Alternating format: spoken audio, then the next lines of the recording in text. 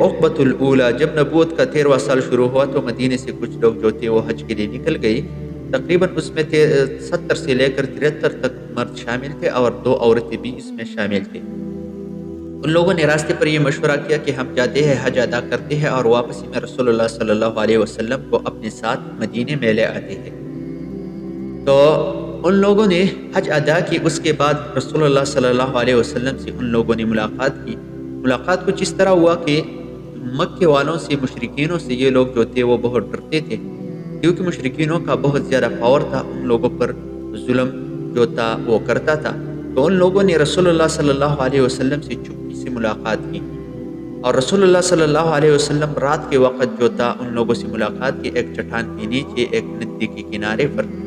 جو تھا ان کا ملاقات ہوا۔ رسول اللہ صلی اللہ علیہ وسلم کے ساتھ جو تھا عباس، اس کا چچا جو تھا اس وقت مسلمان نہیں ہوا تھا، وہ رسول اللہ صلی اللہ علیہ وسلم کے ساتھ تھا، اور ان لوگوں کے پاس یہ دونوں چلے گئے۔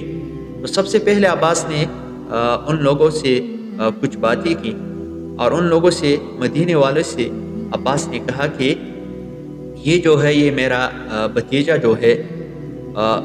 اس کا جو ریلیجن ہے مجھ سے مختلف ہے، لیکن ہم لوگ اس کے ذمہ دار ہیں، اور ہم لوگ جو ہے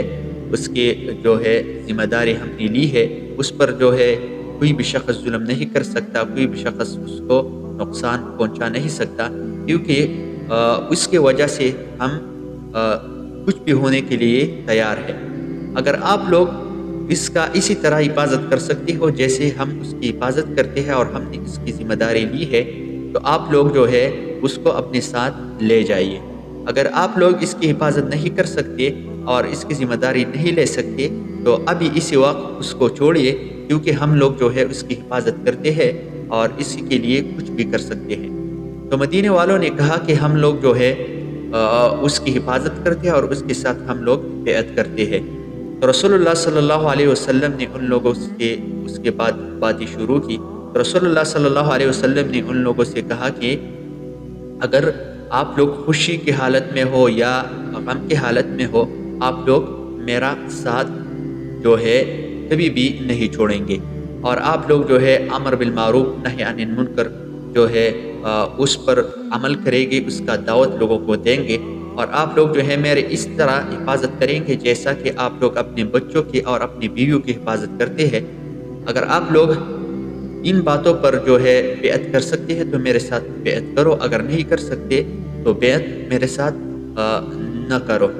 تو رسول اللہ صلی اللہ علیہ وسلم کے ساتھ ان لوگوں نے بیعت کی، اور ان لوگوں نے کہا کہ ہم لوگ جو ہے بالکل آپ کی حفاظت کریں گے، دین پر جو ہے دین پر خرچہ بھی کریں گے، اور آپ کے ساتھ جو ہے ایسا سلوک کریں گے جیسا کہ اپنے بچوں کے ساتھ، اپنے بھائیوں کے ساتھ ہم کرتے ہیں، اور ہم اس کے لیے، اپنے فیملی کے لیے کچھ بھی کر سکتے ہیں تو آپ کے لیے بھی کریں گے۔